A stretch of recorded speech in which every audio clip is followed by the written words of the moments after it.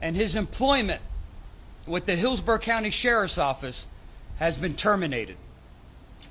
Sergeant Amin's actions, the violation of public trust, and dishonoring of his oath to serve and protect is despicable. It's important to share with you that the complainants in this case are all fellow law enforcement officers who acted immediately and reported this incident.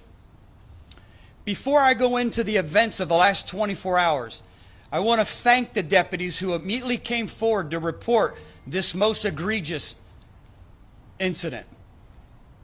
We expect, we demand that our deputies uphold the highest level of professionalism, and that means intervene when another law enforcement officer, even a supervisor, betrays the public trust and theirs. The Hillsborough County Sheriff's Office has a long-standing policy in place that requires personnel to intervene when they witness violations of our policies and our professional standards. In recent weeks, we re-emphasized this training through a training video that we required all personnel to watch. As I take you through the chronology of the events in just a moment, you will see that the policy and the training we provide worked. Within the last 24 hours, at the intersection of North Nebraska Avenue and Annie Street, we encountered an African-American male suspected of leaving DACO Behavioral Health Center after he was inadvertently transported there from our detention facility.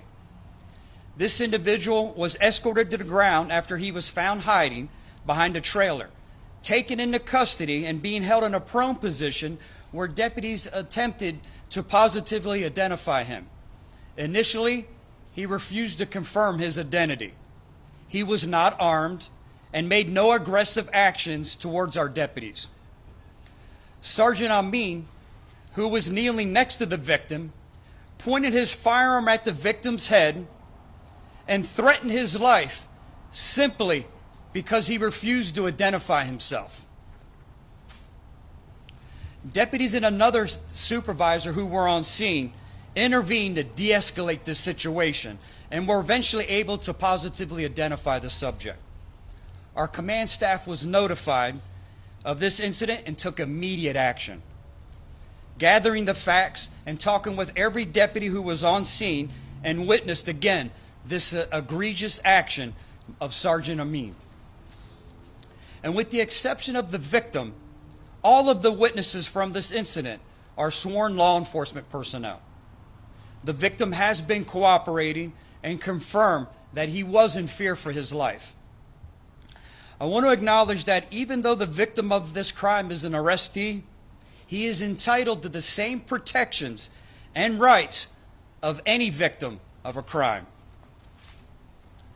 Last night, Sergeant Amin was immediately taken out of service, and we look for any additional evidence beyond the witness statements. We have been unable to locate any video evidence in this incident. However, witness statements from our personnel did confirm the allegations of the victim. As I stated, Sergeant Amin has been arrested shortly before this press conference, and I have terminated his 21-year employment with the Hillsborough County Sheriff's Office. As a result of this case being a criminal investigation, I'm very limited in what information we can share. There is no question this incident is detestable and not representative of who we are as a law enforcement agency. The nearly 4,000 men and women of the Hillsborough County Sheriff's Office are so very proud to serve and protect our community. When a member of our team violates their oath and breaks the law, it erodes the trust that we work so hard to earn each and every day. I will always fight for and protect victims while relentlessly pursuing lawbreakers, even if the lawbreaker is a law enforcement officer. I will now take any questions, and again, just ask you to please be sensitive to the fact that this is an active criminal investigation, so I am extremely limited on what I can share. Sheriff, is there any video of this incident, and what was the explanation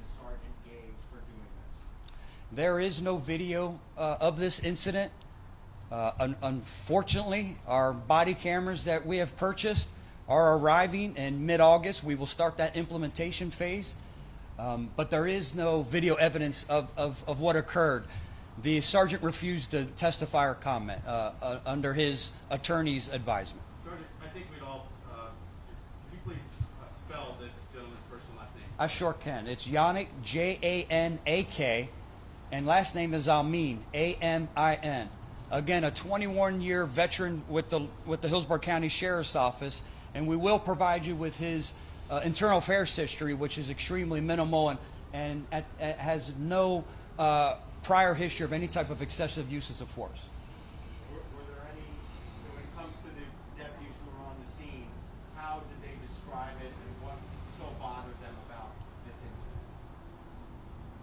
What I think bothered them the most is how egregious it was. You have a person on the ground in a prone position, and you have a sergeant with his firearm pointed towards the individual's head, inches away from his head, telling him that if he didn't provide his name, he was going to splatter his brains all over the concrete. He said those words. He said those words. When you say the other deputies intervened, you mean they reached in and grabbed him? What exactly did they do? They didn't reach in and grab him. What they did is, and did a beautiful job of de-escalating the situation. He was so upset that the individual refused to provide his name. We have rapid ID mechanisms that we use. We can put his finger, and within seconds we'll know who he is. So the corporal that was on scene, one of them that came forward, said, "Hey, hold on a second, Sergeant, I'll go get this rapid ID. We'll find out who he is." The one detective on scene said, "Sergeant, I know who he is. That's the person. It's my case. That's him. That's him." Trying to de-escalate again the situation. Continue to de-escalate the situation by saying, "I have him," took custody of him, began walking him back towards the vehicle. How does somebody that behaves like that get to be in a supervisor position at an agency like this? He's been an exemplary employee. He's got a great career here at the Sheriff's Office. He's been a dependable, he's a loyal employee. I don't think this incident is indicative of who Sergeant Amin is. But regardless, that doesn't mean it only takes one incident to, again, violate that oath that you take and violate the public's trust and again, break the law. Do you encourage your officers, if they're having that kind of a day, not to bring it into work to stay home? I mean, it sounds like you brought...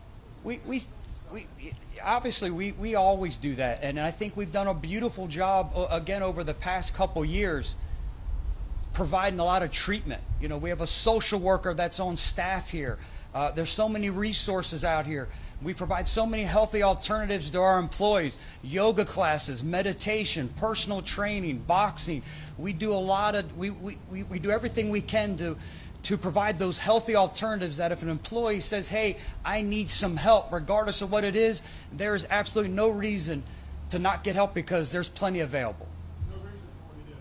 There's absolutely no reason, no excuse, no justification why this sergeant acted the way he did. Victim name, Sheriff, and also you said he was inadvertently taken to a mental health facility from detention. Can you give us some background or explain why he was dropped off at the wrong spot? I can, and the first question was the victim's name. Unfortunately, under Marcy's law, I can't provide you the victim's name. I can't even provide you his age because since he's in our detention facilities, it wouldn't take long probably for you to figure that out as well. So I can only tell you that he's a black male. Inadvertently, we're looking into now reviewing some policies and procedures, and it is now also, you know, there will be an internal affairs investigation into what occurred this evening. Part of that internal affairs investigation will also be the events that led up to him inadvertently being transported to a rehabilitative facility like DACO when he wasn't on the list to attend that facility. Do you think he understood the commands being given to him, let's say before the gun was drawn and all that? Do you think he was capable mentally of understanding what was being asked of him? I see what you're getting at, and I assure you he wasn't being uncooperative. You know, the bottom line, and there was no reason, no rationale or justification why anyone had to point a gun at his head and threaten his life simply because he refused to identify himself. And per his statement, he refused to identify himself because he was scared to death. Are you able to get a job at a new That's hard for me to say. He now will have to face the criminal ramifications of what occurred. Then, at the same time, everyone's license or certification of being a law enforcement officer in the state of Florida, the Criminal Justice Standards and Training Commission up in Tallahassee oversees that. He will have to have a hearing there too. So it's outside of our hands or our boundaries at this time. Chair, thank you very much. You guys, I have a media package. I'm sorry, one more time.